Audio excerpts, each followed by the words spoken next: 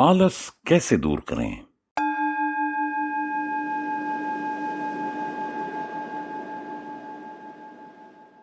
अगर इस दुनिया में इंसान का सबसे बड़ा दुश्मन कोई है तो वो है आलस करने की आदत। अक्सर जब हमारे पास कोई काम करने को होता है तो हम सोचते हैं कि अभी इतनी जल्दी क्या है, कल करूंगा। फिर कल आता है तो परसों करूंगा। ऐसे करते करते इंसान की जिंदगी निकल जाती है, लेकिन वो कभी इस आलस को जीत नहीं पाता। हमेशा बस उसका गुलाम ही बनकर रह जाता है।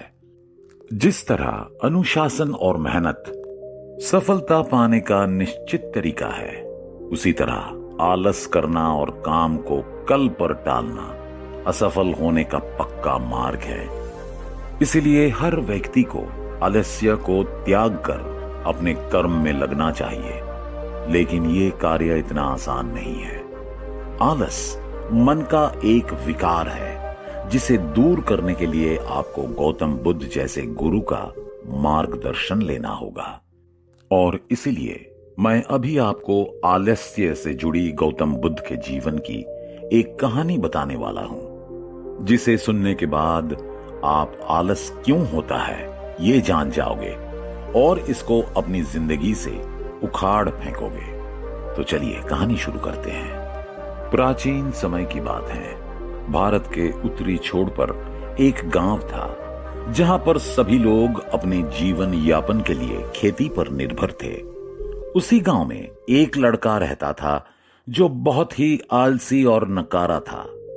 उसके माँ बाप उससे परेशान थे क्योंकि वो किसी भी काम में उनकी मदद नहीं करता था और बस दिन भर आलसियों की तरह पड़ा रहता था। एक बार गौतम बुद्ध उस गांव से गुजर रहे थे तो वो कुछ समय के लिए वही गांव के पास ठहरे। ये खबर जब गांव वालों को पता चली तो सब लोग भगवान बुद्ध के दर्शन करने वहां पहुंच गए। सभी गांव वालों ने बुद्ध का आदर सम्मान किया और उन्हें भिक्षा भी दी।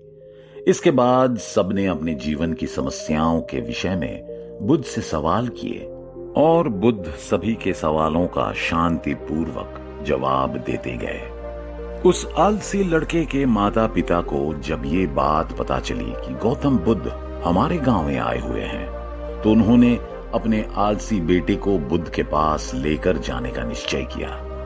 उनका बेटा शुरू में तो जाने को तैयार ही नहीं था, लेकिन उसके माता पिता जबरदस्ती उसको बुद्ध के पास ले गए।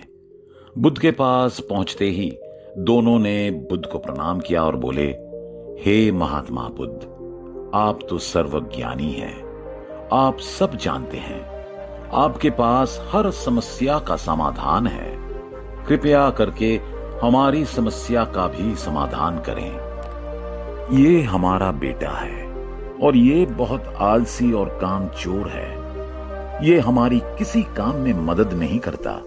ये देर रात तक गलत संगत वाले लोगों के साथ रहता है और सुबह देर से उठता है।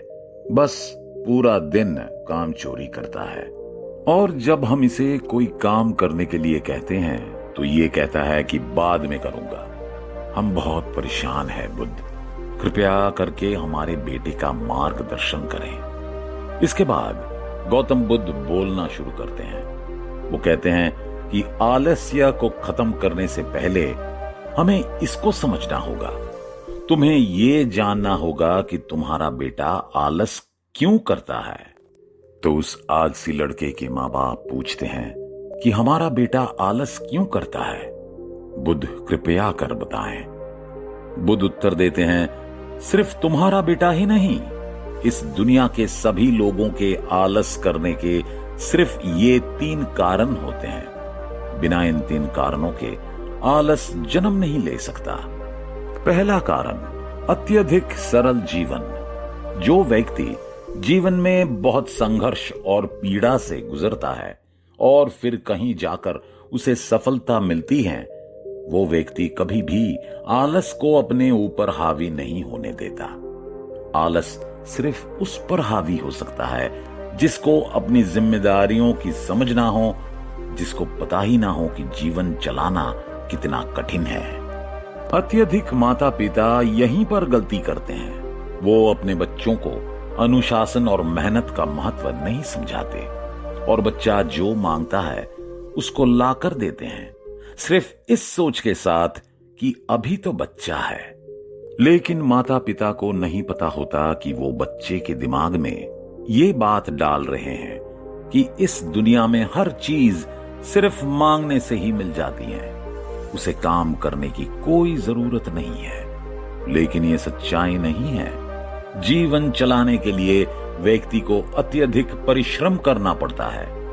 लेकिन तुम्हारा ये बेटा इस बात को नहीं समझता, क्योंकि तुम इसे हर चीज आसानी से दे देते हो, चाहे वो खाने के लिए अच्छा भोजन हो या सोने के लिए बिस्तर। इसलिए ये आलसी हो गया है।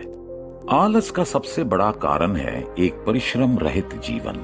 जो लोग काम नहीं करते उनका शरीर और मन निश्चित ही आलसी हो जाते हैं। इसलिए अगर चाहते हो कि ये आलस छोड़ दें तो उसको सुख सुविधाएं देना बंद करो और परिश्रम करने के बाद ही वो सुविधाएं प्रदान करो जो इसे अभी मिलती हैं।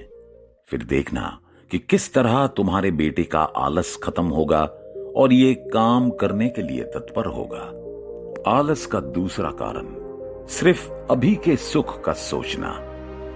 बुद्ध आगे कहते हैं कि मनुष्य के हर कार्य के पीछे सिर्फ सुख की इच्छा ही होती है।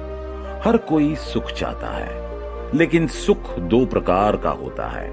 एक वो सुख होता है जो अभी तो बहुत अच्छा लगता है, लेकिन आगे चलकर इंसान का जीवन बर्बाद कर देता है। और एक होता है असल सुख, जो शुरुआत में भले ही कड़वा लगे, लेकिन आगे चलकर वो मनुष्य के जीवन को बेहतर बनाता है और आनंद की प्राप्ति करवाता है। अगर आप अपना खेतों का काम छोड़कर आराम से बिस्तर पर पड़े रहो तो ऐसा करना उस समय सुखदायी लग सकता है, लेकिन आगे चलकर जब आपको काम ना करने की वजह से कोई फसल प्राप्त नहीं होगी तो वो आराम का सुख दुख में बदल जाएगा। तुम्हारा बेटा अभी के सुख की इच्छा करता है, वो दूर का नहीं सोच पाता। उसको लगता है कि बिस्तर से उठकर खेतों में काम करने में तो मुझे परिश्रम और कष्ट उठाना पड़ेगा। इसी वजह से वो बिस्तर पर पड़े रहना बेहतर समझता है।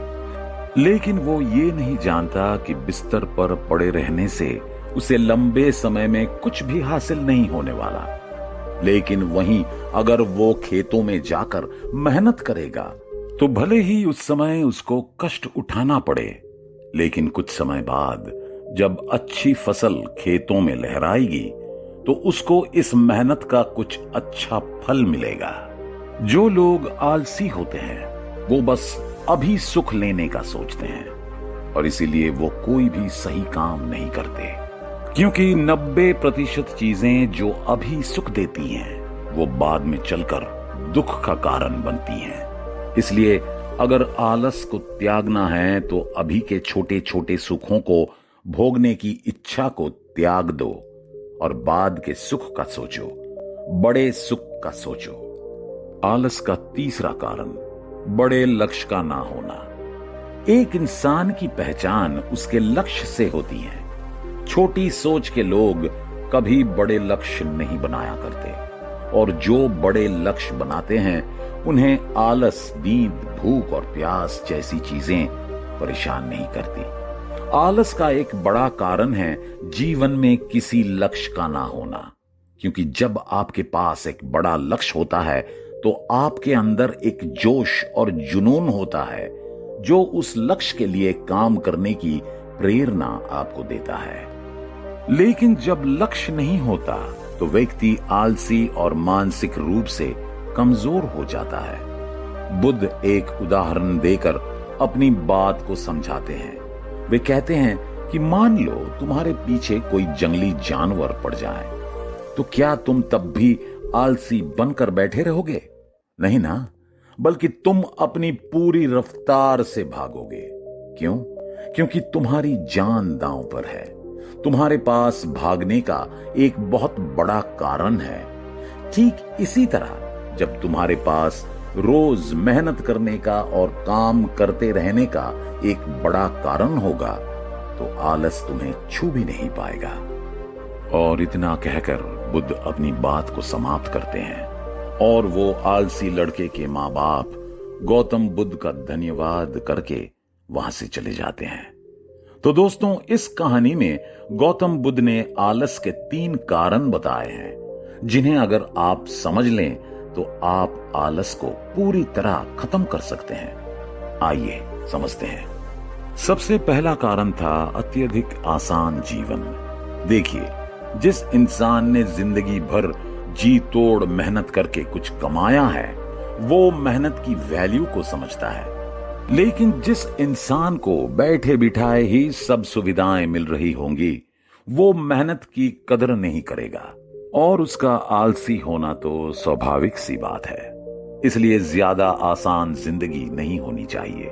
जिंदगी में कुछ चुनौतियां होनी चाहिए ताकि इंसान मेहनत की कदर करे और आलस से दूर रहे। दूसरा कारण था सिर्फ आज के मजे और सुख का सोचना। देखिए, जिंदगी में जो असल सुख होता है वो परिश्रम से कार्य करने के बाद ही मिलता है। जब किसान महीनों मेहनत करता है और तब उसको अच्छी फसल मिलती है, जब कर्मचारी पूरे महीने काम करता है तब उसको तनख्वाह मिलती है। इसी तरह जिंदगी में जो कुछ भी हासिल किया जाता है वो परिश्रम से हासिल किया जाता है, लेकिन आलस करने वाला इस बात को नहीं समझता। वो सिर्फ आज में और अभी में सुख खोजता है और इसीलिए वो खाने पीने और सोने जैसी चीजों में ही उलझा रहता है और ये चीजें उसको और आलसी कर देती हैं। इसलिए अगर आलस से बचना है तो अभी के सुख का त्याग करो और आगे के सुख का सोचो। इस बात को समझो कि जब आप आज काम करोगे तो ही आपको कल उसका कुछ फल मिलेगा। इसलिए आलस को त्यागो और अपने कर्म में तत्पर हो जाओ। तीसरा कारण था बड़े लक्ष्य या कारण का ना होना। देखिए, अगर आपको कोई कहे कि 15 दिन मेरे साथ काम करो और बदले में आपको 1 करोड़ रुपए मिलने वाले हैं, तो क्या आप तब भी आलस करोगे? नहीं करोगे, क्योंकि आपके पास काम करने का एक बड़ा और मजबूत कारण होगा। ठीक इसी तरह जब आप कोई बड़ा लक्ष्य बनाते हैं तो आपके पास काम करने का एक कारण होता है जो आपको हर दिन काम करने के लिए जोश और ऊर्जा देता है। इसीलिए अगर आलस को हराना है तो अपने जीवन में बड़े लक्ष्य बनाइए और उन्हें एक कागज में लिखकर अपने बिस्तर के पास कहीं चिपका दीजिए, ताकि हर दिन जब आप उठो तो आपको अपना लक्ष्य याद रहे और आप काम करने के लिए जोश से भरे रहो। तो दोस्तों, आज के लिए बस इतना ही। अगर ये वीडियो आपको काम की लगी हो तो चैनल को सब्सक्राइब जरूर करें और वीडियो को लाइक और शेयर कर दें। मैं मिलता हूं अगले वीडियो में नई सीख के साथ। वीडियो देखने के लिए आपका बहुत धन्यवाद।